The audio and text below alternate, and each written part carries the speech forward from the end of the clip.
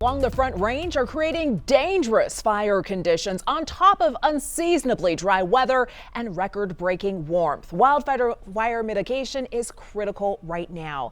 Thank you for joining us on Denver 7 News at 5. I'm Jessica Porter. And I'm Micah Smith. Xcel Energy is cutting power to entire neighborhoods, schools, and even healthcare facilities to prevent sparking flames. But we're also seeing unplanned outages, road closures, and flight delays. Thousands of core electric customers are experiencing power outages as well.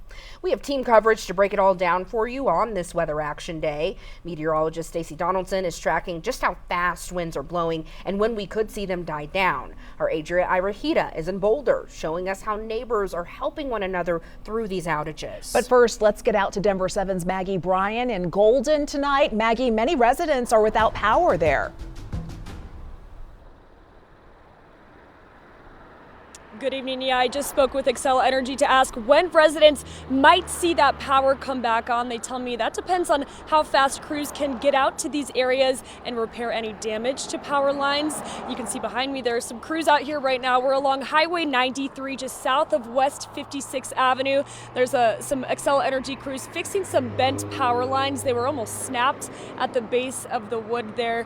Obviously winds very strong in this area. If you saw our live shot just about an hour ago, though, you'll notice winds have died down significantly, which is what we were kind of expecting around this hour. And just north of us here, still along Highway 93, CDOT closed this road in both directions, starting at West 64th Parkway, all the way up just south of Boulder. They say they closed that road around noon. They're worried about safety conditions with this high wind and the potential for rollovers and cars being pushed into the wind, pushed into other cars by the wind. CDOT tells me they close roads like this one when winds reach above 60 miles per hour. And earlier today, we were out in Golden. We saw some stoplights lose power around 10 a.m.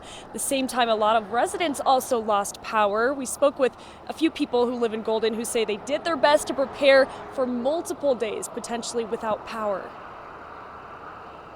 Are you prepared for this to last for a couple days? Well, I'm going to have to be, I guess. I don't really have a choice.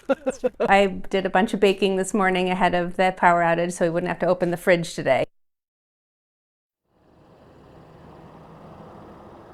And again, Xcel Energy expects winds to die down kind of by 6 p.m. tonight, which is what we've been expecting. They're going to be able to get out here and make more repairs. Those crews, we're told there are 678 miles of power line that crews have to visually inspect out here and repair any of those damages. Xcel Energy, of course, monitoring those high winds on Friday, preparing for another planned outage then.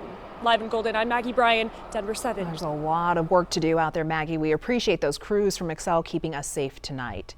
And these wind strengths are no joke. CU Boulder just announced no fans will be at tonight's men's basketball game, and that is due to the winds and safety issues I know on campus.